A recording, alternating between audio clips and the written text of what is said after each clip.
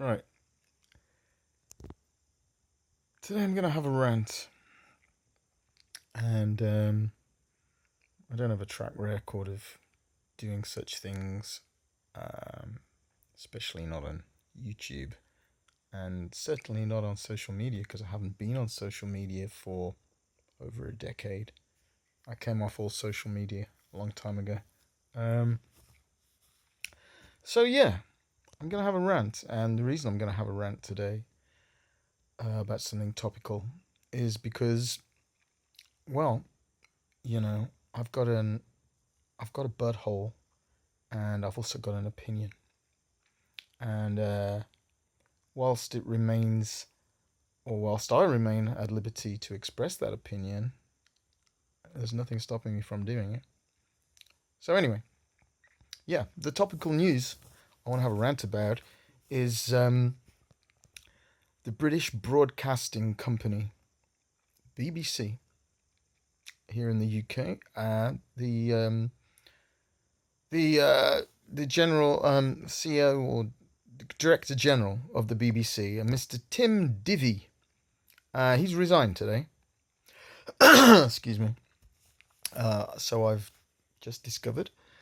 And the reason he's resigned, well, it's no great mystery. It's because the BBC have been under increasing scrutiny from the public and other organisations, probably not including the government, Labour government, but they've been under scrutiny for, well, I don't know, years, a decade, 2 decades, and they have found that scrutiny increasing in recent months and years, and they've also found their paying subscriber base. I say subscriber. The BBC obviously is funded by the license fee, um, which a bunch of liberals and idiots still pay for to watch it, and or to watch broadcast television, live television. I'm not one of them, and I haven't been one of them for, gosh, nearly 20 years. Um, but anyway, yeah. So their funding base is diminishing. It goes down roughly 500,000 every year for the last few years, and so then they make cuts, and they freeze people's salaries, and they reduce budgets for new content, new media. They make less programming, and they show more repeats. all all concurrently, while they have a commercial arm called BBC Studios Limited, which sells BBC products all around the world at a profit, obviously, because it's already been paid for by we, or the taxpayer, formerly myself, not anymore. Uh, and yeah, so the BBC fat cats get huge salaries, and some of their employees, their faces, get huge salaries.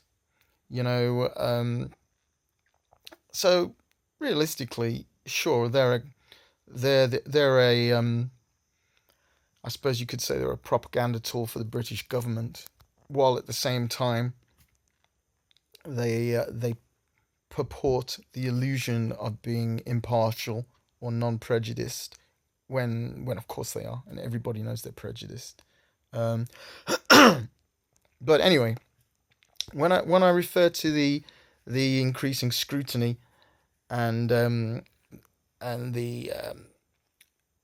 criticisms of the BBC that have been very, very front and center in recent times, then what I'm really referring to is not just egregious political bias that leans, I suppose you could say, leans left rather than anti-left. It's more pro-left. But realistically, it's pro a lot of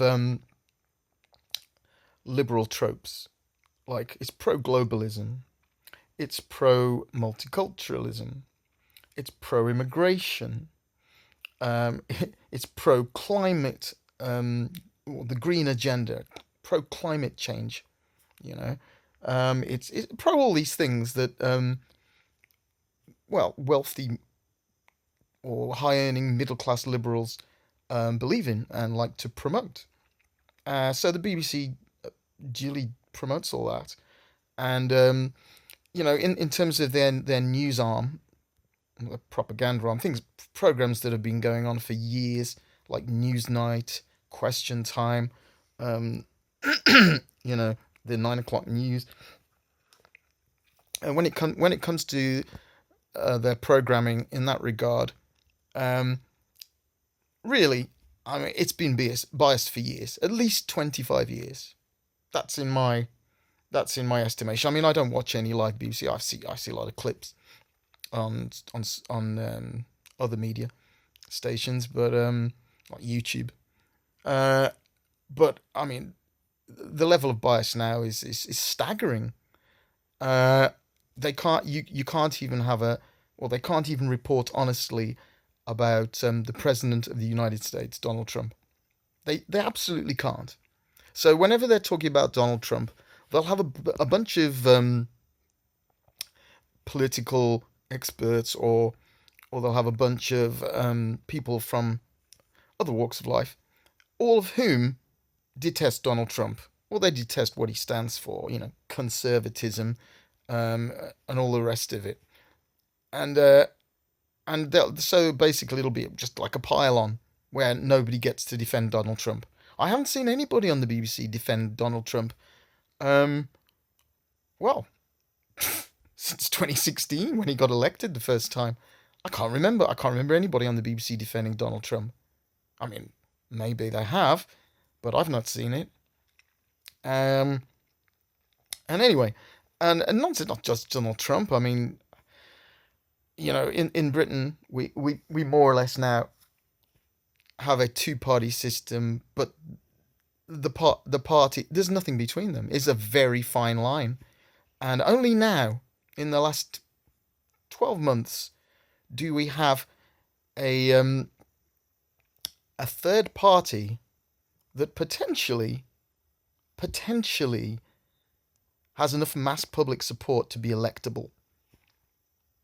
I mean, we've had third parties before. We've had the Liberal Party and then the Liberal Democrats, when they merged with SDP. Um, and of course, they were involved in a coalition government with David Cameron's Tory party, whatever it was, 15 years ago. Um, but they weren't an electable force. They were just popular in a few suburbs of the south. The Liberal Party, and that remains the same.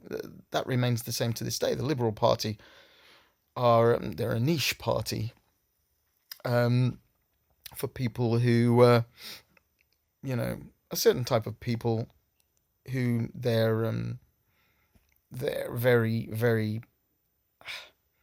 what would you call it? Well, their liberal policies cater to. Yeah. So anyway, so we'll forget about the Liberal Party or the Liberal Democrats. What you have now is the Reform UK Party, led, of course, by Nigel Farage, a party that is very, very quickly rising in general popularity up and down the UK, and is on the cusp. Although you got to remember they only have, what is it, 5 MPs or 4, because they might have kicked one out. Was that Rupert Lowe? 4 or 5 MPs. They only have 4 or 5 MPs presently in Commons, but they're on the cusp of a political revolution in the United Kingdom. And that is very evident everywhere you look, everyone you talk to, and every marker which you can gauge these things. Not just talking about opinion polls or what are they called? Like Maury and the voting ones, and snap elections and by elections, they're all pointing the same way. But it's not just that. It's the fact that the incumbent government, Keir Starmer's government, is failing so badly, that it's become the most unsuccessful Labour government ever. And just take that in. I mean, we've had some pretty successful Labour governments. Uh, Tony Blair's government was quite successful for a number of years. Um, Going back before that, we've had successful Labour governments, but this one has become the least successful in a very short time, just over a year. Um, Basically because every single thing they pledged, pretty much everything they pledged during the election campaign, they've reneged on now. Like they haven't done it, or they've done the opposite. Everything. I can't think of anything they pledged during the election that they've actually honoured. And you say, well, yeah, all political parties did that. The Conservatives did that for years. Yes, true. Other parties have done it before, in this country, everywhere. But I don't think any parties have ever done it on the scale that this one has. Excuse me. Anyway, that's my opinion. But but anyway, let's go back to the BBC. The BBC has been embroiled in scandal after scandal, or controversy after controversy in the last decade or so. I mean, there was obviously Martin Bashir, and the coercion of Princess Diana, at the time of her very famous interview, and so they covered all that up. But eventually, over years, these things come out. They had multiple inquiries into the death of Princess Diana, and turned out she was, you know, troubled by many things, but not only personal things, but also troubled by her own perception in the public, as dictated by the mass media, and so these things were used against her by the BBC, or agents working for the BBC, like Bashir, but he wasn't the only one, to basically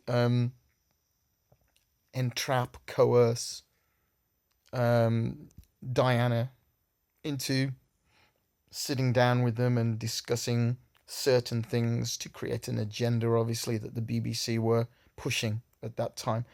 And, these things are borderline illegal. I mean, Bashir hasn't gone to prison, but he continued to be employed by the BBC for many years afterwards, and he still hasn't faced any criminal charges, you know. And anyway, so and apart from him, there's been obviously Jimmy Savile, Sir Jimmy Savile, right? Rescinded posthumously. Uh, Jimmy Savile was perhaps the UK's historically most prolific paedophile um, personality, TV personality. And I say perhaps because there might still be more we don't know about, but I would say, generally speaking, he's the most prolific. And everybody knows the heinous things that he did.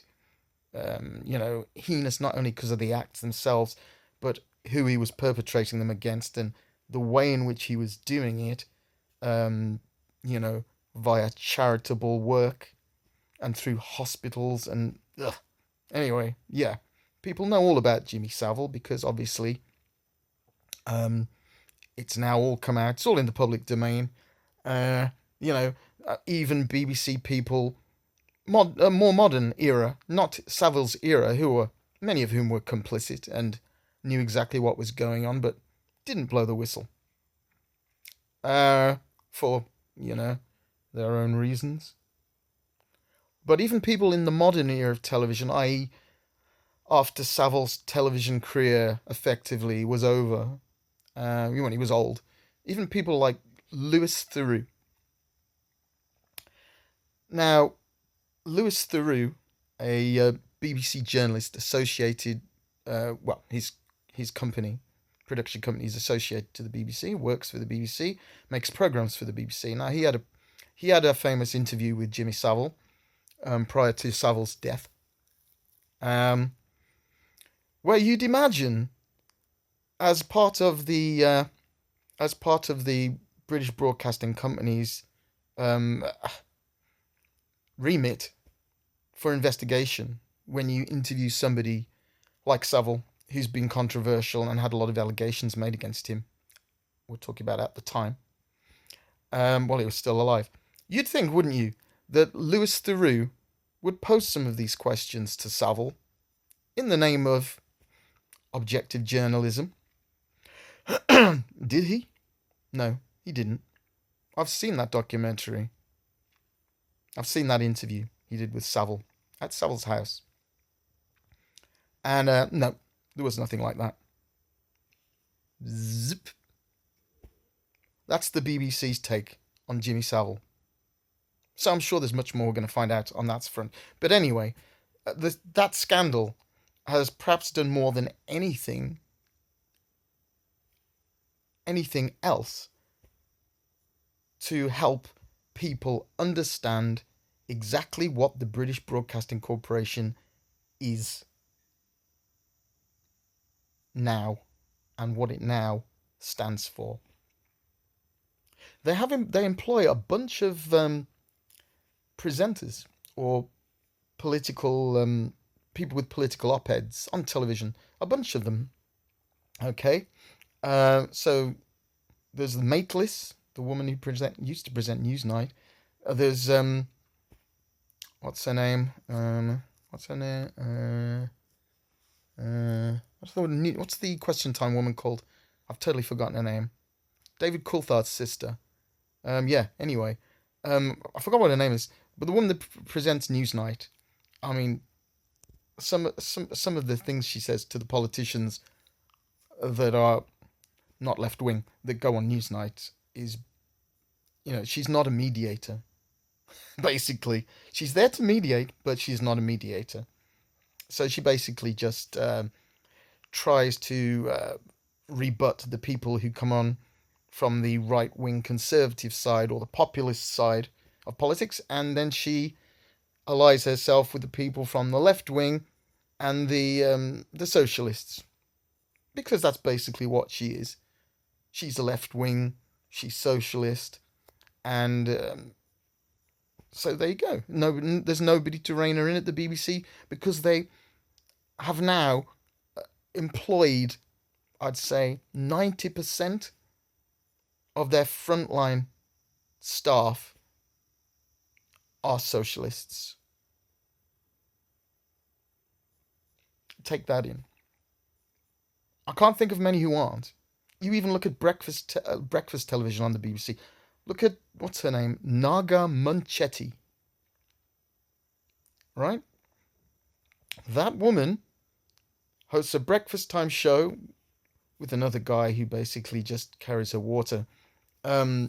She hosts a breakfast show, and when subjects come up like the recent Raise the Union Jack campaign that's been going on across Britain, funded by, certain people, but, that's legitimate. People fund campaigns everywhere and in every country, and, if you don't like it, don't sign up. But anyway, so this Raise the Flag campaign, Naga Munchetty on breakfast television, she rolls her eyes when somebody mentioned it and says with total disdain, "Ugh, it's so pathetic. It's so pathetic to fly the British flag openly.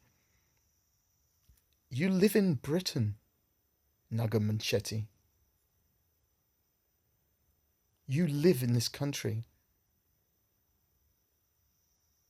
What do you have against the flag of the country that you live in and presumably may have been born in? There's something wrong with these people. It's not just that they're hardwired to be anti the place that they come from. It's just that they seem to think that their audience are equally sneering of the things that they choose to sneer at.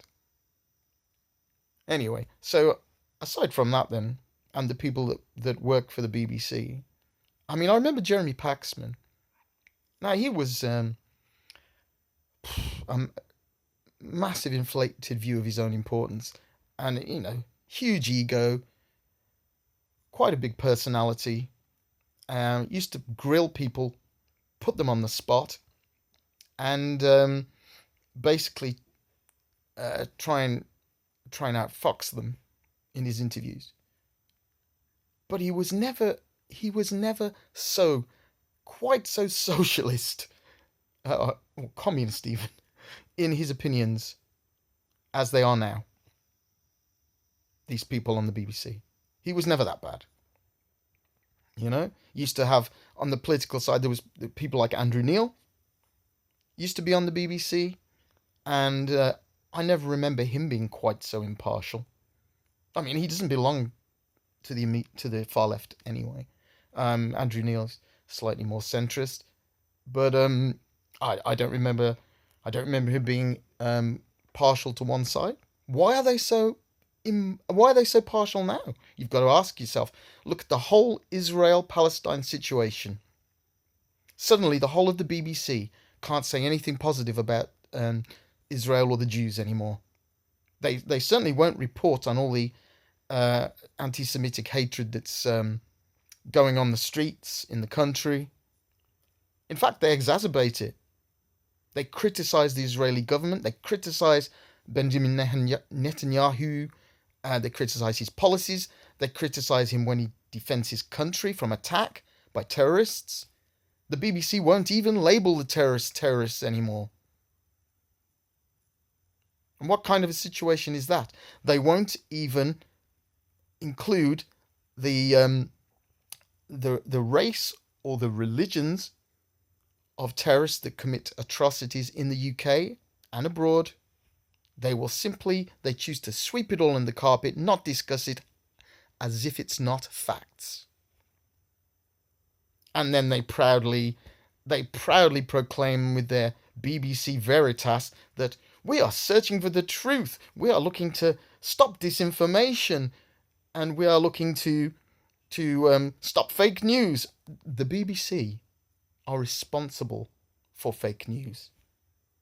They just doctored. Well, not just. It was a year ago during the presidential election of the US. They doctored a Trump rally speech. They stitched parts together to make it seem like he was saying the opposite of what he was actually saying. During January the 6th in Washington, when the protesters stormed outside Capitol Hill, and they call it an insurrection. Well, the left call it an insurrection. I'd call it a popular protest. And everybody knows there were plenty of agitators out that day on both sides of the political spectrum. It became a thing. They tried to impeach Donald Trump. They tried to take him to court. And the BBC think they are doing us, the viewer, not me, but their viewers, they think they're doing them a service by doctoring or making a fake video clip of Donald Trump saying stuff that he wasn't actually saying. Or he was saying it out of context, and they stitch and re-edit the video. Well, that's misinformation. That's misinformation on a scale that you'd expect from, Russia Today or something. Maybe worse than that. Anyway, so there's that scandal now. So that's the newest one.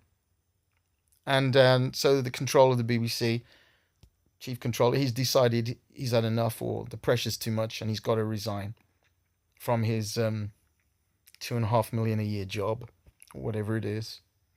So, the Labour Party will probably stick in another yes man, or somebody who's more of a yes man.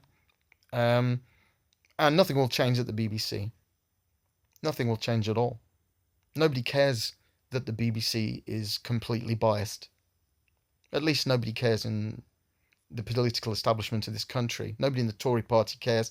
Nobody in the Labour Party cares. It'll be interesting if Reform are elected. It'll be interesting what they do with the BBC, because at the moment they're being starved of finance from the BBC license fee, dwindling BBC license fee money. And I think Labour Party has this idea that they're going to basically